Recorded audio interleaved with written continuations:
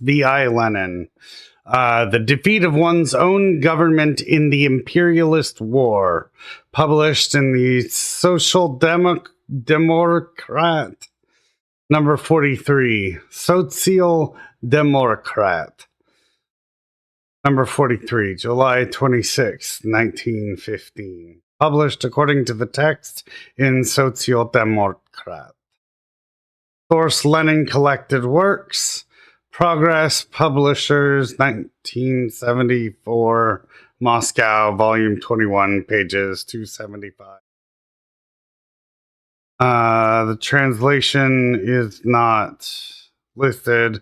Transcription, markup by D. Walters and R. Simbala.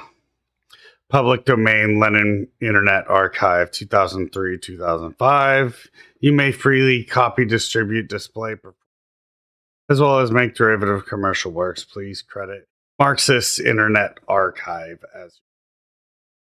And yes, that is our source, Marxist.org, the Marxist Internet Archive. The Defeat of One's Own Government in the Imperialist War. Vladimir Lenin. During a reactionary war, a revolutionary class cannot but desire the defeat of its government. This is axiomatic and disputed only by conscious partisans or helpless satellites of the social chauvinists. Among the former, for instance, is Semkovsky of the organizing committee, number 2 of its Izvestia, and among the latter, Trotsky and Bukvoyed and Kautsky in Germany. To desire Russia's defeat, Trotsky writes, is an uncalled for and absolutely unjustifiable concession to the political methodology of social patriotism, which would replace the revolutionary struggle against the war and the conditions causing it with an orientation highly arbitrary in the present conditions towards the lesser evil. This is an instance of high-flown phraseology with which Trotsky always justifies opportunism. A revolutionary struggle against the war is merely an empty and meaningless exclamation, something at which the heroes of the Second International excel, unless it means revolutionary action against one's own government, even in wartime. One has only to do some thinking in order to understand this. Wartime revolutionary action against one's own government indubitably means not only desiring its defeat, but really facilitating such a defeat. Discerning reader, note that this does not mean blowing up bridges, organizing unsuccessful strikes in the war industries, and in general helping the government defeat the revolutionaries. The phrase bandying Trotsky has completely lost his bearings on a simple issue. It seems to him that to desire Russia's defeat means desiring the victory of Germany. Bukvoyed and Semkovsky give more direct expression to the thought, or rather want of thought, which they share with Trotsky. But Trotsky regards this as the methodology of social patriotism.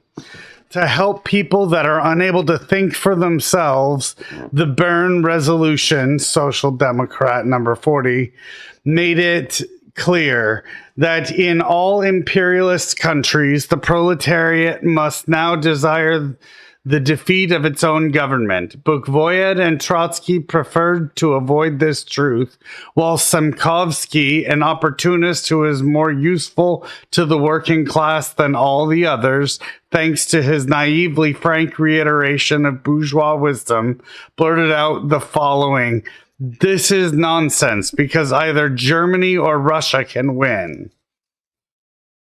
Take the example of the Paris Commune. France was defeated by Germany, but the workers were defeated by Bismarck and Thiers. Had Bukvoyed and Trotsky done a little thinking, they would have realized that they have adopted the viewpoint on the war held by governments and the bourgeoisie, i.e., that they cringe to the political methodology of social patriotism, to use Trotsky's pretentious language. A revolution in wartime means civil war. The conversion of a war between governments into a civil war is, on the one hand, facilitated by military reverses, defeats of governments. On the other hand, one cannot actually strive for such a conversion without thereby facilitating defeat.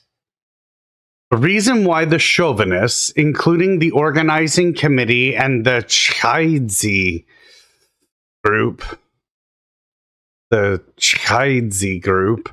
repudiate the defeat slogan is that this slogan alone implies a consistent call for revolutionary action against one's own government in wartime. Without such action, millions of ultra-revolutionary phrases such as a war against the war and the conditions, etc., are not worth a brass farthing. Anyone who would in all earnest refute the slogan of defeat for one's own government in the imperialist war should prove one of three things. One, that the war of 1914 to 15 is not reactionary, or two, that a revolution stemming from that war is impossible, or three, that coordination and mutual aid are possible between revolutionary movements in all the belligerent countries. The third point is particularly important to Russia, a most backward country where an immediate socialist revolution is impossible.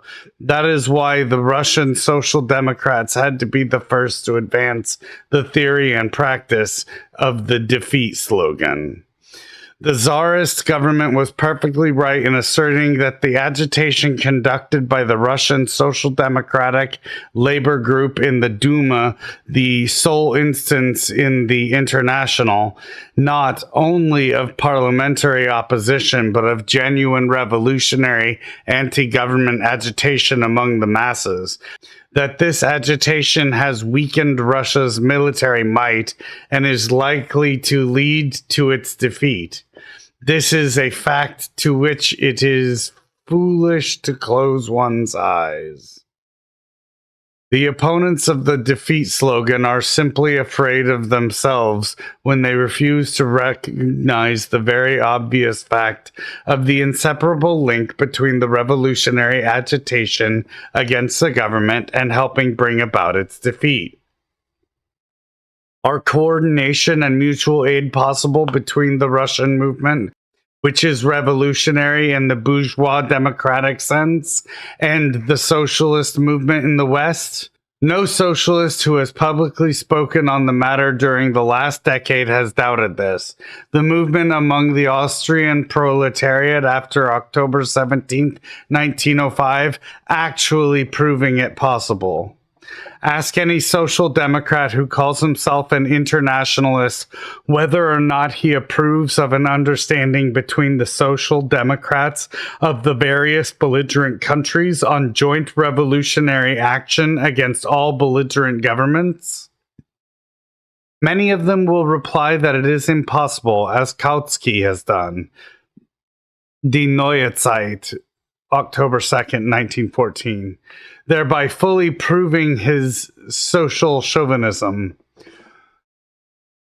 This, on the one hand, is a deliberate and vicious lie, which clashes with the generally known facts and the Basel Manifesto.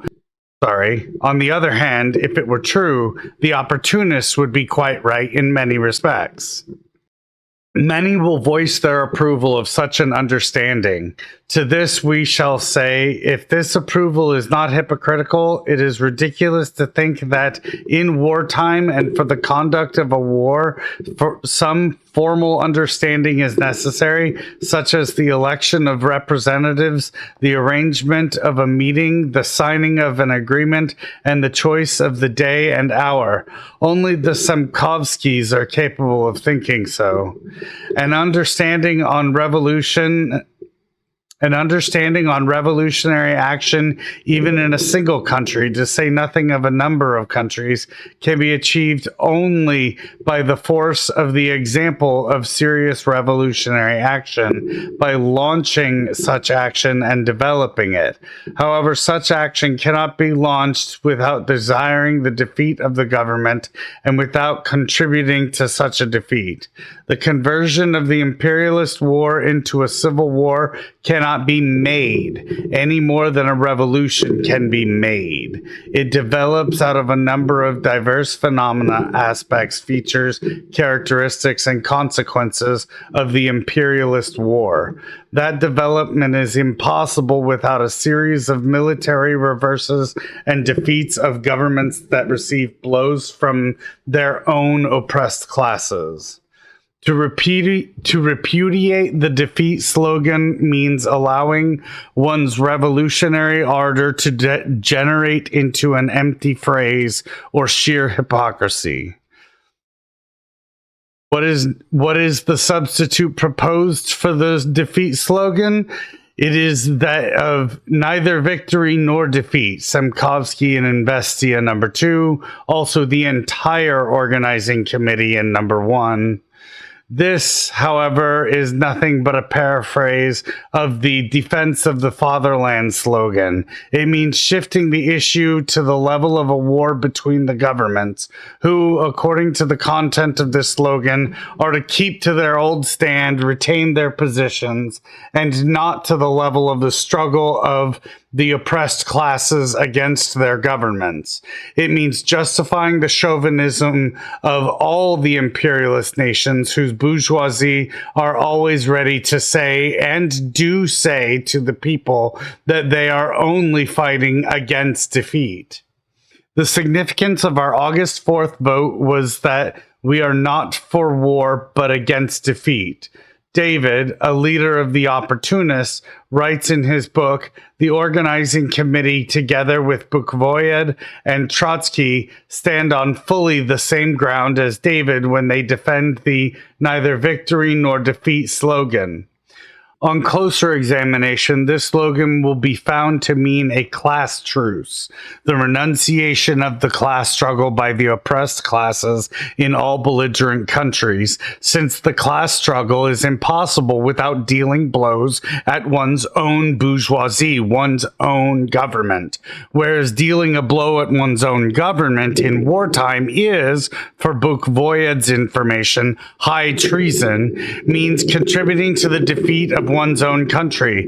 Those who accept the neither victory nor defeat slogan can only be hypocritically in favor of the class struggle, of disrupting the class truce. In practice, such people are renouncing an independent proletarian policy because they subordinate the proletariat of all belligerent countries to the absolutely bourgeois task of safeguarding the imperialist governments against defeat. The only policy of actual, not verbal disruption, the class truce, of acceptance of the class struggle, is for the proletariat to take advantage of the difficulties experienced by its government and its bourgeoisie in order to overthrow them. This, however, cannot be achieved or striven for without desiring the defeat of one's own government and without contributing to that defeat. This, however, cannot be achieved or striven for without desiring the defeat of one's own government and without contributing to that defeat. When before the war, the Italian Social Democrats raised the question of a mass strike, the bourgeoisie replied, no doubt correctly from their own point of view, that this would be high treason and that Social Democrats would be dealt with as traitors. That is true, just as it is true that fraternization in the trenches is high treason. Those who write against high treason as Bukvoyed does, or against the disintegration of Russia as Semkovsky does, are adopting the bourgeoisie, not the proletarian point of view. A proletarian cannot deal a class blow at his government or hold out, in fact, a hand to his brother, the proletarian of the foreign country, which is at war with our side, without committing high treason, without contributing to the defeat, to the disintegration of his own imperialist great power. Whoever is in favor of the slogan of neither victory nor defeat is consciously or unconsciously a chauvinist. At best, he is conciliatory petty bourgeoisie, but in any case, he is an enemy to proletarian policy, a partisan of the existing governments of the present-day ruling classes. Let us look at the question from yet another angle. The war cannot but evoke among the masses the most turbulent sentiments which upset the usual sluggish state of mass mentality. Revolutionary tactics are impossible if they are not adjusted to these new turbulent sentiments. What are the main currents of these turbulent sentiments? They are 1. Horror and despair, hence a growth of religious feeling. Again, the churches are crowded, the reactionaries joyfully declare. Wherever there is suffering, there is religion, says the arch-reactionary Bar S. He is right, too. 2. Hatred of the enemy, a sentiment that is carefully fostered by the bourgeoisie, not so much by the priests. Arid is of economic and political value only to the bourgeoisie. Hatred of one's own government and one's own bourgeoisie, the sentiment of all class-conscious workers who understand, on the one hand, that war is a continuation of the politics of imperialism, which they counter by a continuation of their hatred of their class enemy, and on the other hand, that a war against war is a banal phrase, unless it means a revolution against their own government. Hatred of one's own government and one's own bourgeoisie cannot be aroused unless their defeat is desired. One cannot be a sincere opponent of a civil, i.e., class truce, without arousing hatred of one's own government and bourgeoisie. Those who stand for the neither victory nor defeat slogan are in fact on the side of the bourgeoisie and the opportunists, for they do not believe in the possibility of international revolutionary action by the working class against their own governments, and do not wish to help develop such action, which, though undoubtedly difficult, is the only task worthy of a proletarian, the only socialist task. It is the proletariat in the most backward of the belligerent great powers which, through the medium of their party, have had to adopt, especially in view of the shameful treachery of the German and French Social Democrats, revolutionary tactics that are quite unfeasible unless they contribute to the defeat of their own government, but which alone lead to a European revolution, to the permanent peace of socialism, to the liberation of humanity from the horrors, misery, savagery, and brutality now prevailing. The end. Oh man, Lenin is hard. I might use this, though, as like my voice training document. We'll see. Anyway, and cut.